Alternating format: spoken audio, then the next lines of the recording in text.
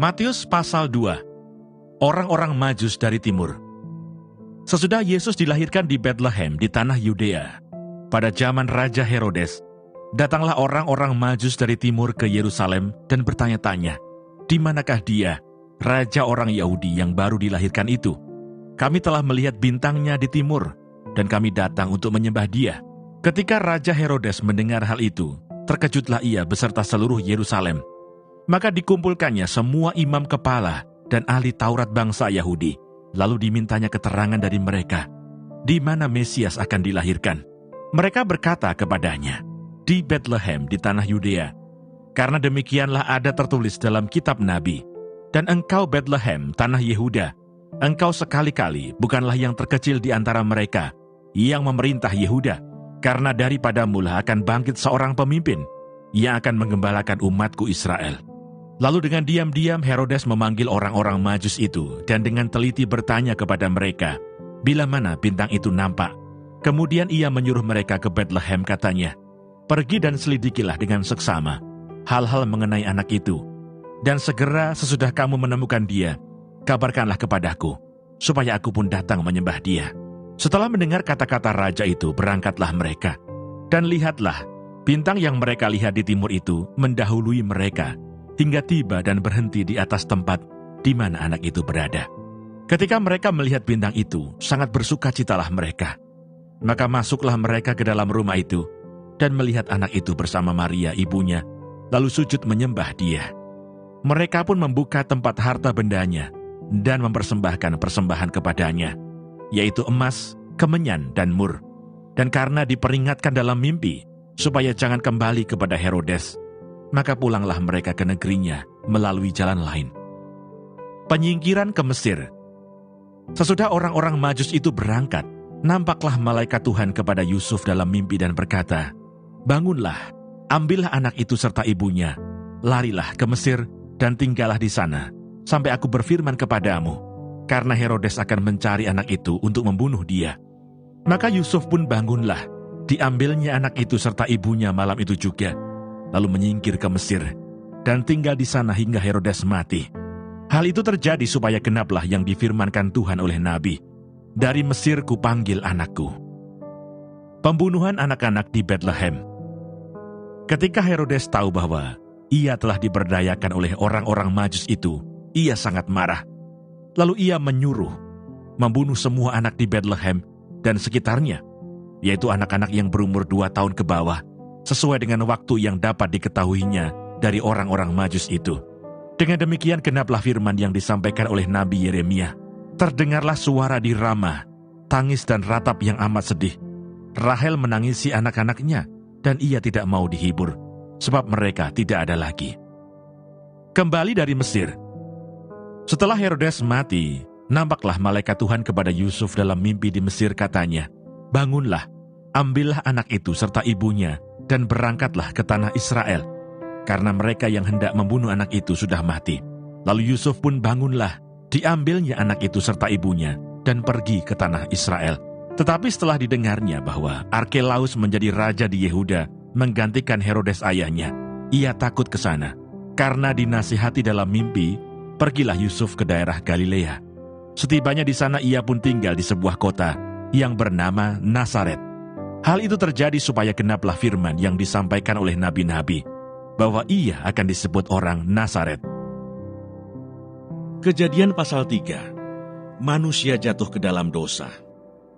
Adapun ular ialah yang paling cerdik dari segala binatang di darat yang dijadikan oleh Tuhan Allah. Ular itu berkata kepada perempuan itu, "Tentulah Allah berfirman, semua pohon dalam taman ini jangan kamu makan buahnya, bukan?" Lalu sahut perempuan itu kepada ular itu, "Buah pohon-pohonan dalam taman ini boleh kami makan.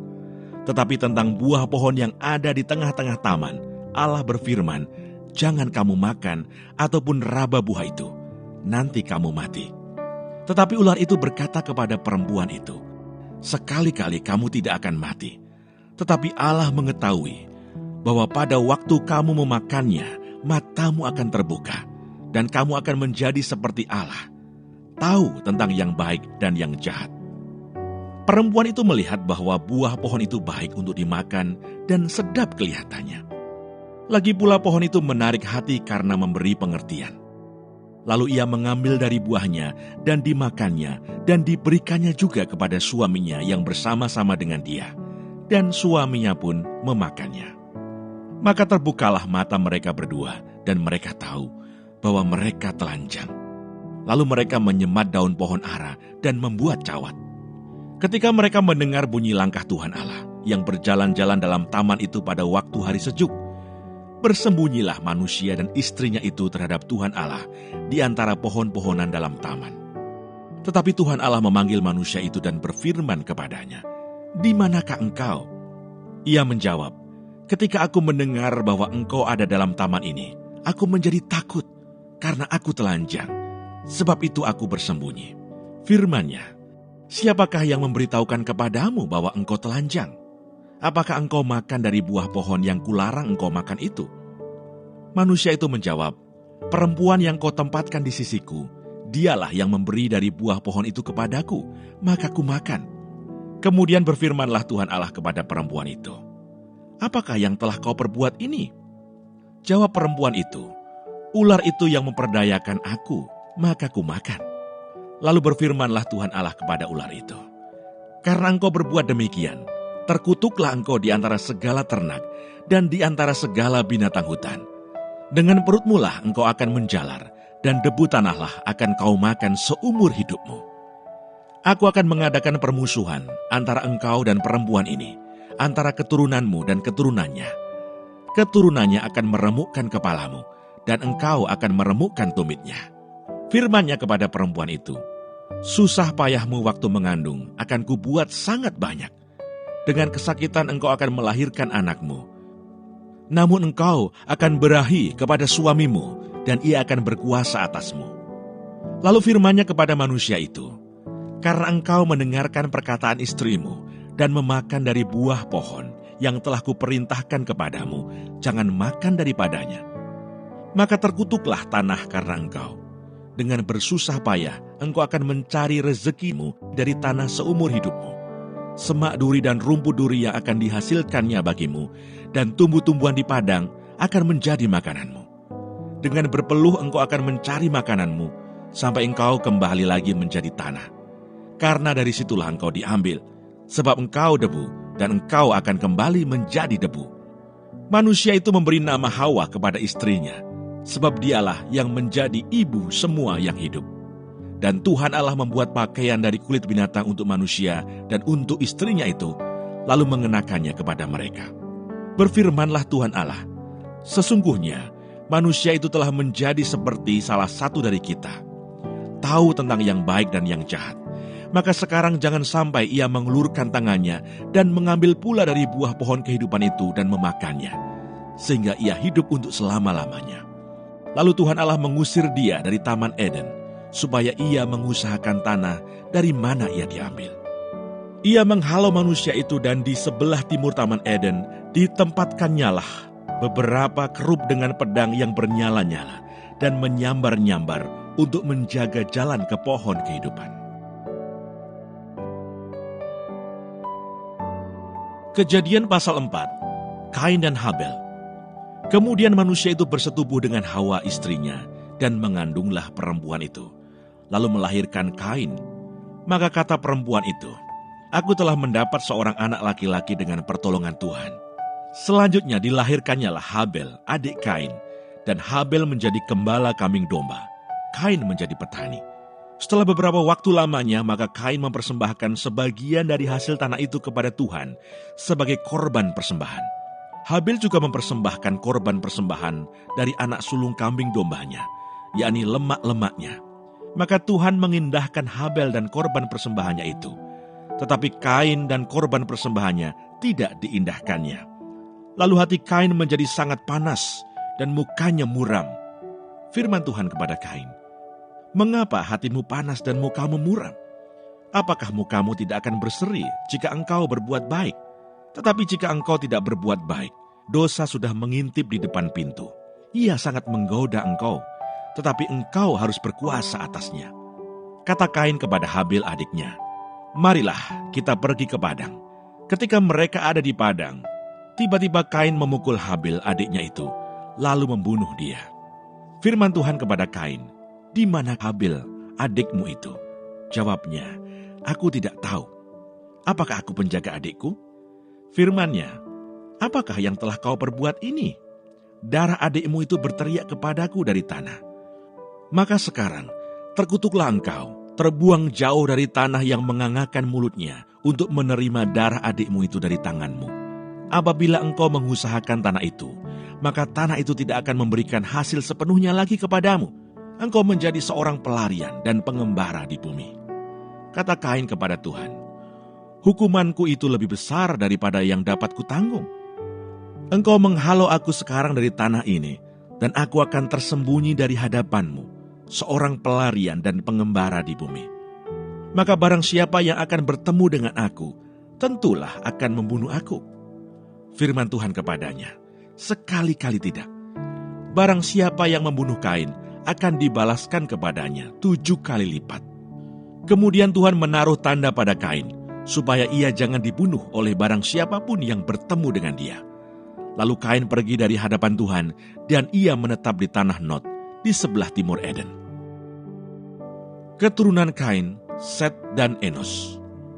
Kain bersetubuh dengan istrinya dan mengandunglah perempuan itu, lalu melahirkan Henoh.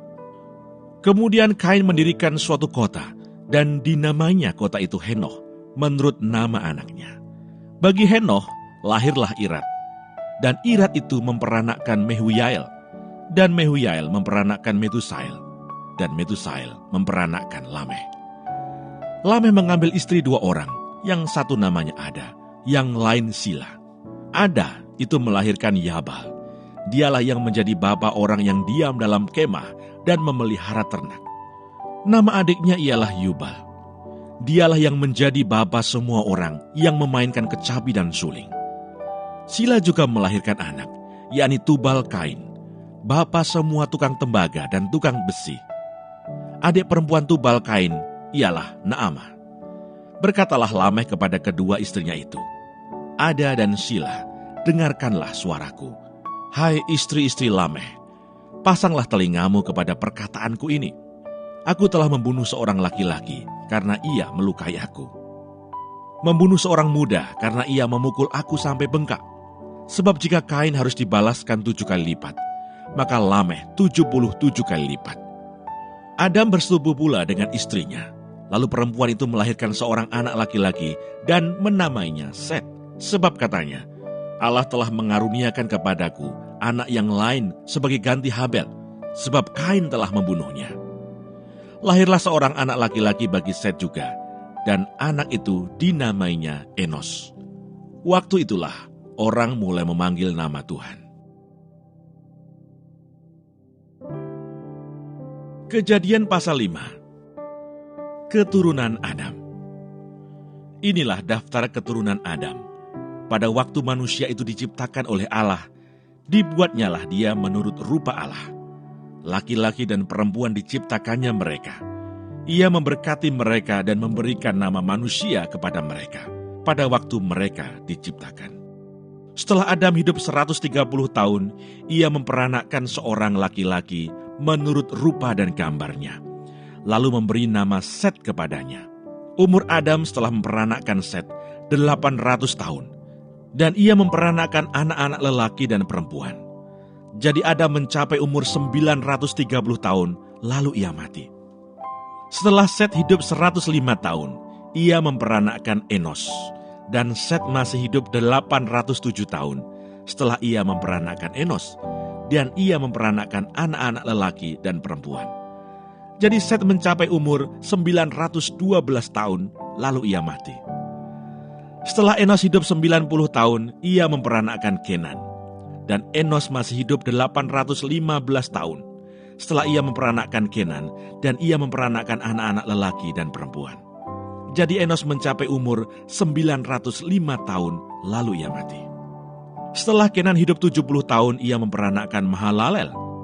Dan Kenan masih hidup 840 tahun setelah ia memperanakkan Mahalalel, dan ia memperanakkan anak-anak lelaki dan perempuan. Jadi Kenan mencapai umur 910 tahun, lalu ia mati.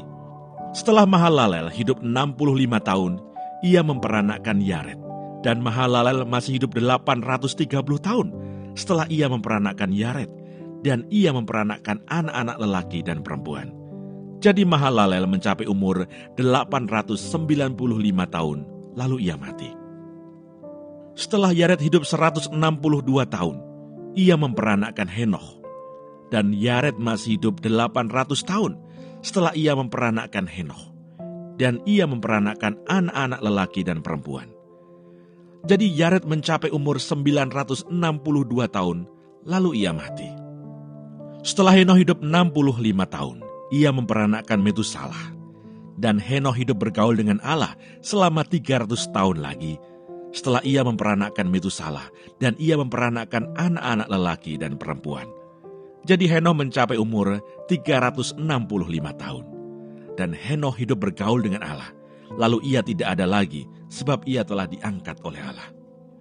Setelah Metusalah hidup 187 tahun, ia memperanakkan Lameh.